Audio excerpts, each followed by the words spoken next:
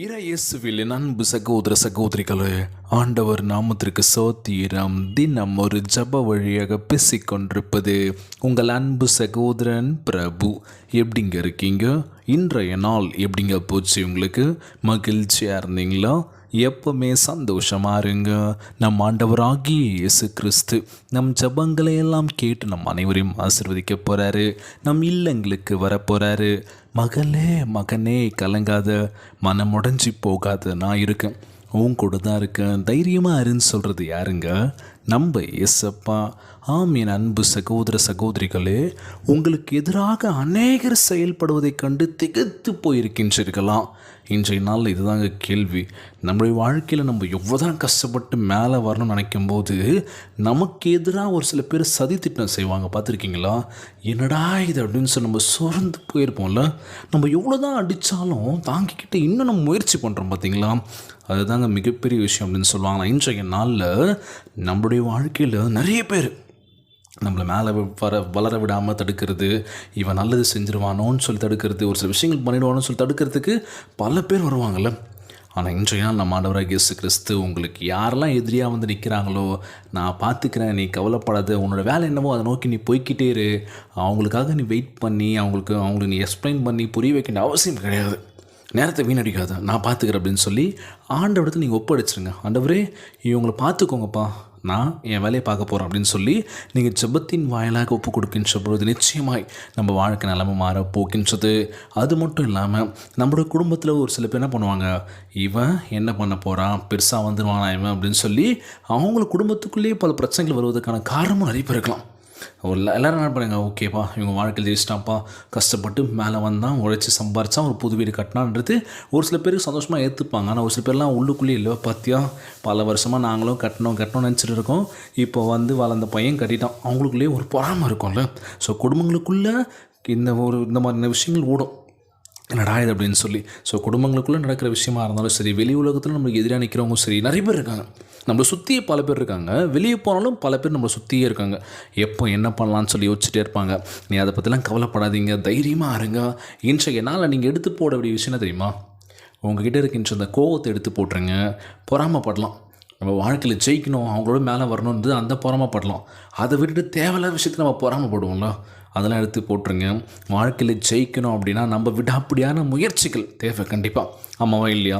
யார் என்ன பண்ணாலும் சரி, யார் என்ன சொன்னாலும் சரி, அதெல்லாம் காதிலே வாங்கிக்காதீங்க, அதெல்லாம் நீங்கள் பெருசாக எடுத்துக்காதீங்க. இன்றைக்கி சதி செய்கிறதுக்கு நிறைய பேர் இருக்கலாம், நம்மளை கெடுக்கிறதுக்கு நிறைய பேர் இருக்கலாம். ஆனால் நம்ம கரெக்டாக இருந்துட்டோம் அப்படின்னா நம்ம வாழ்க்கை சிறப்பாக இருக்கும். கொஞ்சம் நம்ம தடுமாறட்டோம்னு வச்சுக்கோங்களேன், அவ்வளோதான், விழுந்துக்கிட்டே இருப்போம்.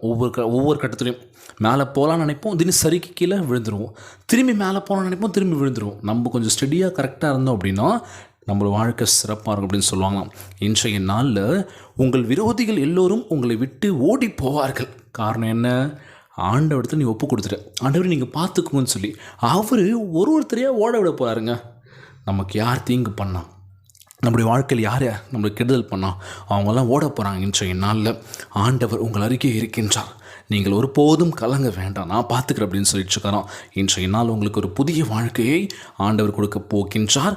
ஆசீர்வாதத்தை பெற்றுக்கொண்டு நீங்கள் வாழ்க்கையில் மென்மேலும் உயர்ந்து போகணும் அப்படின்னு சொல்லுவாங்களாம். இன்றைக்கி ஒரு முக்கியமான விஷயம் உங்கள்கிட்ட ஷேர் பண்ண வந்திருக்கேங்க. எத்தனையோ அறிவுரைகள் சொன்னாலும் சரி, எத்தனையோ விஷயங்கள் பண்ணாலும் சரி, ஆனால் இந்த விஷயம் நடந்துக்கிட்டே இருக்குது, பாலியல் பலாத்காரம் அப்படின்னு சொல்லி.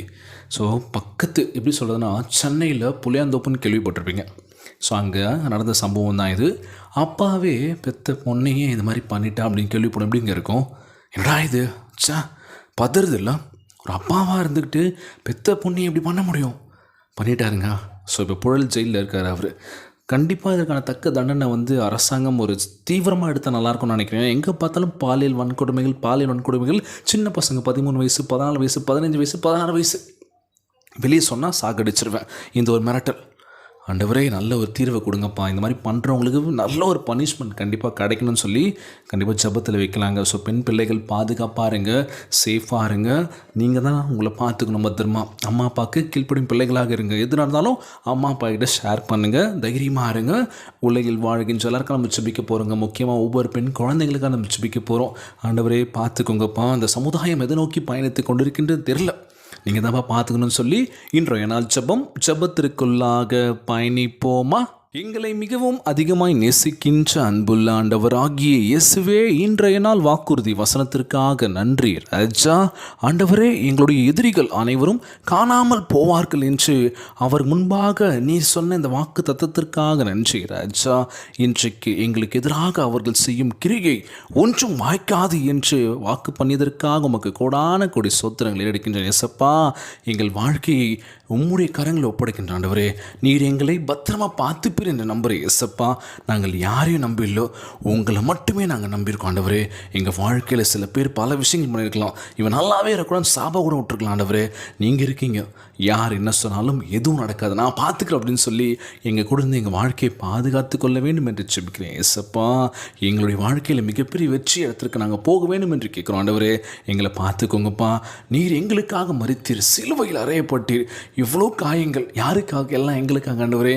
ஆனால் இன்றைய நாள் நாங்கள் செய்யக்கூடாத தவறுகள், பண்ணக்கூடாத பாவங்கள் பண்ணிட்டோம் ஆண்டவரே. எங்களை மன்னிச்சு ஏற்றுக்கோங்கன்னு சொல்லி உமக்கு முன்பாக கண்ணீரும் கவலமாக செபிக்கிறோம் ஆண்டவரே. எங்கள் கண்ணீரை தொடங்கி ராஜா, கவலையெல்லாம் அகற்றி போடுங்கப்பா.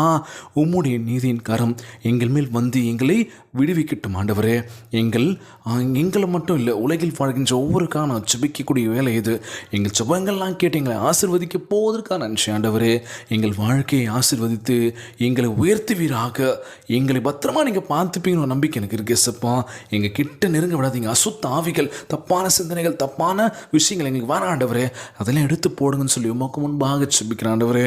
ஒவ்வொரு பெண் குழந்தைங்களுக்காக செபிக்கிறேன், பாதுகாப்பாக இருக்கணும் ஏசப்பா. இந்த மாதிரி தவறு செய்கின்ற ஒவ்வொருவரையும் கண்டிப்பான ஒரு தக்க தண்டனை இருக்கு ஆண்டவரே. நீர் கொடுப்பீன்னு நம்புகிறேன் ஏசப்பா. உலகில் வாழ்கின்ற எல்லாருக்கான செபிக்கிறேன், எல்லாரையும் பார்த்துக்கோங்க.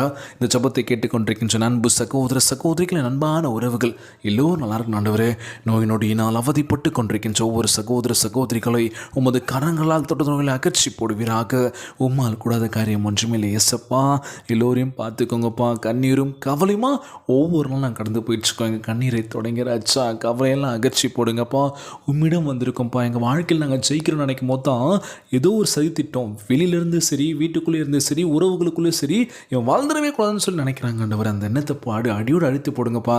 வாழ்க்கையில் நாங்கள் கஷ்டப்பட்டு சொந்த உழைப்பில் நாங்கள் நிச்சயமாக மேலே வருவோன்ற நம்பிக்கை எனக்கு இருக்கு ஏசப்பா.